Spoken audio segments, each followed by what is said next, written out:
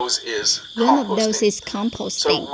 So we do not put our food scraps in the garbage. We have a separate pail and we call it our compost pail. And that's when you put things like the tops of your carrot.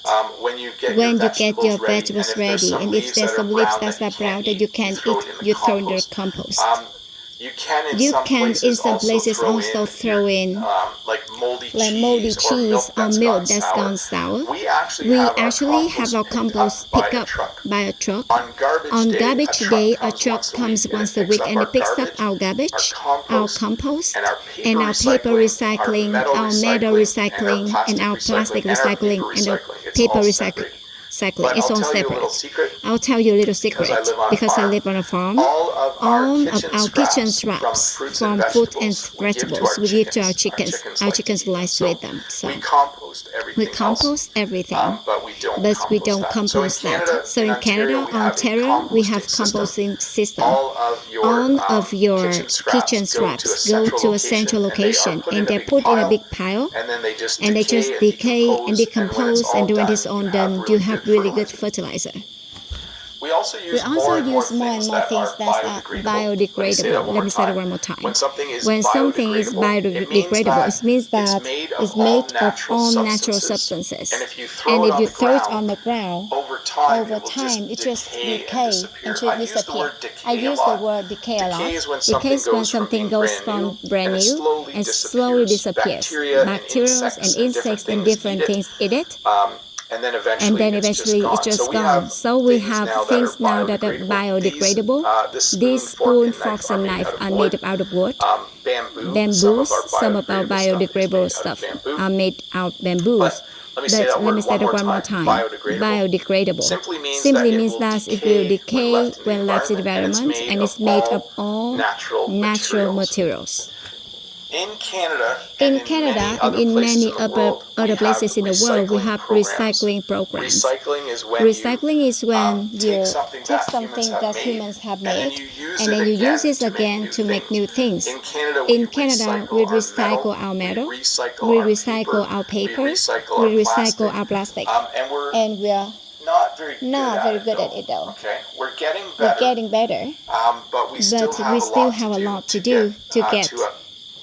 We're not perfect. In fact, we sometimes send our recycling to other countries to have them recycle. But I think we're trying to become more self-sustained when it comes to recycling. Metals, paper, plastic. In fact, if you watch my videos, you notice I have an old vehicle in the middle of my yard. I actually had it taken away to get recycled last week. So it's no longer drivable. But they will recycle the vehicle. They will take off the tire, will take off the metals. They basically take the car apart and recycle all the reusable things in it. But recycling, I think, around the world, we can all continue working on getting better at it, including my countries. We need to get a little bit better at it. At schools, some students still throw their recyclable stuff in the garbage. Bothers me. We often say this. One of the best things to do for the environment is the 3 R, to reduce, reuse, and recycle. So when you reduce, you just use less of something.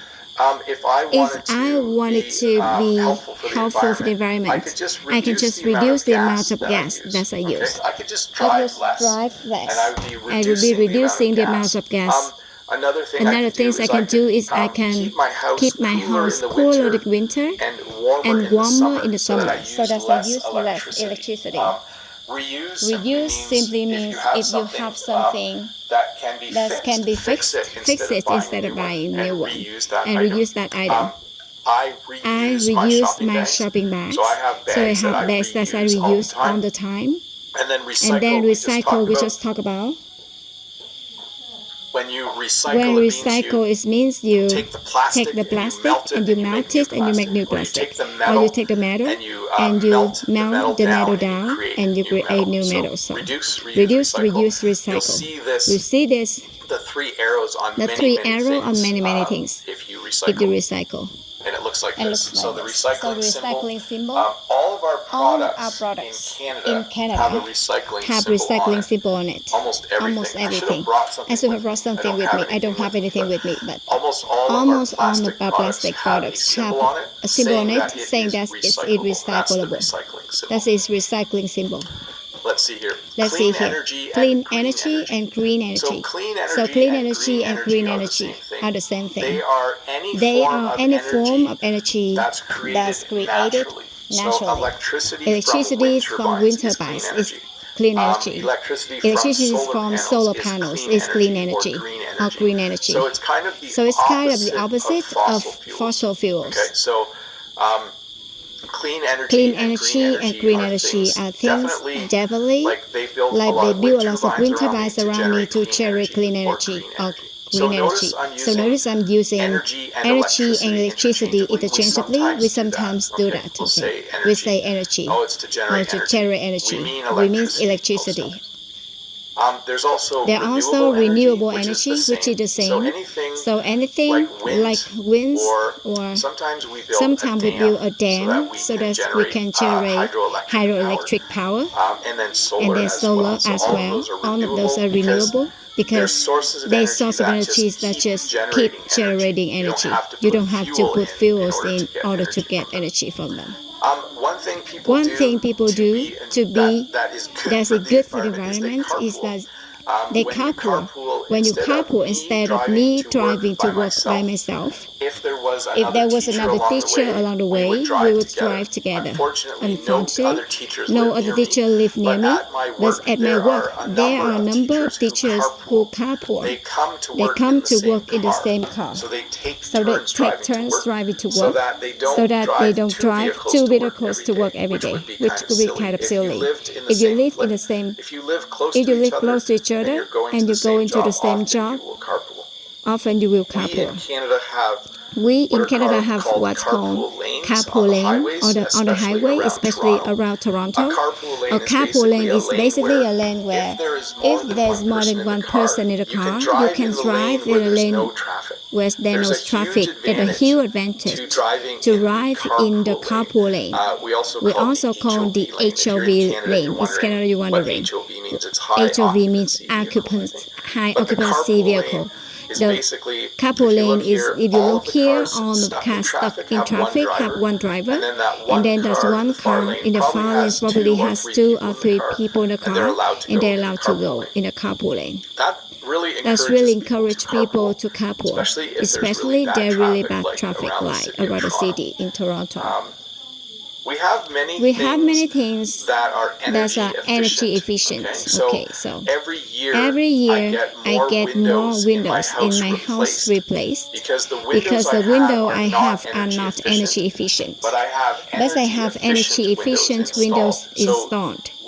We didn't have any done last year, but 2 years ago, I had 5 windows replaced. A person came and took the window out and they put energy efficient window in. It's very important in countries where you heat your houses in the winter to have energy efficient windows because in the long run it saves you money. So over time it saves you money. So we have many things that are energy efficient. The last refrigerator I bought is very energy efficient. It uses less electricity than my old refrigerator. But I bought this because my old refrigerator died. I can buy it just because I wanted a new one. Sometimes you have to weigh all of your choices. There's also energy conservation. Energy conservation. This is someone adjusting the thermostat. One way to conserve energy is to use less of it.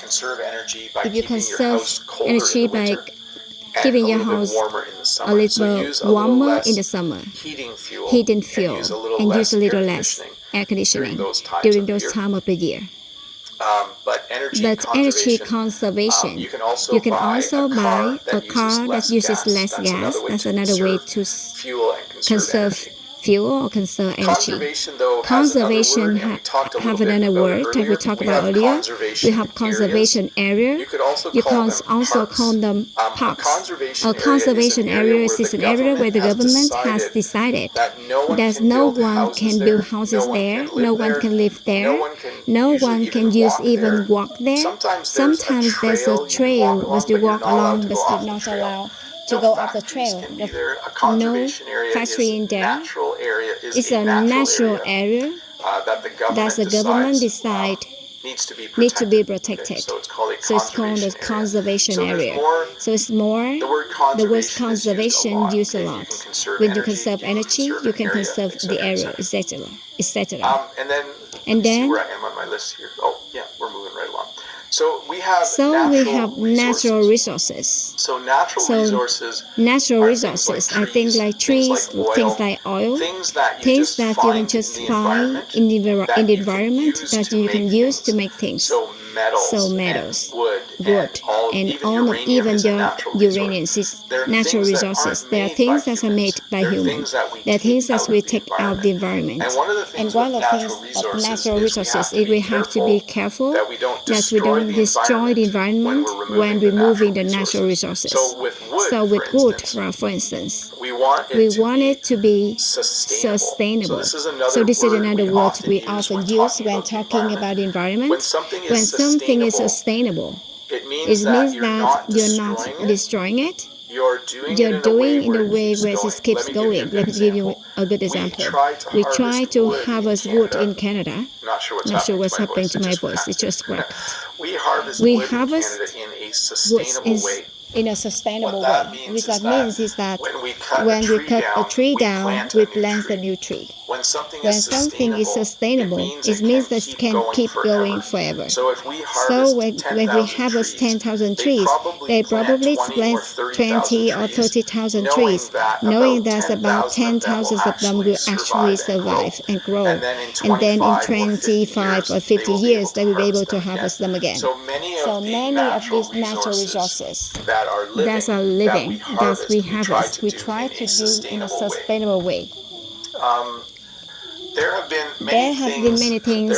There are bans on certain things. So sometimes in order to protect the environment, in order to do something that's good for the environment, the government will ban something. Some things that are banned in Canada are, when you spray things out of a can, the chemicals, the gas you used to put in there was bad for the environment. So they've changed what they put in it. There's a ban now on the older type. If you have hairspray or you have spray paint, what they used to put that out of the can is different now because the old was banned.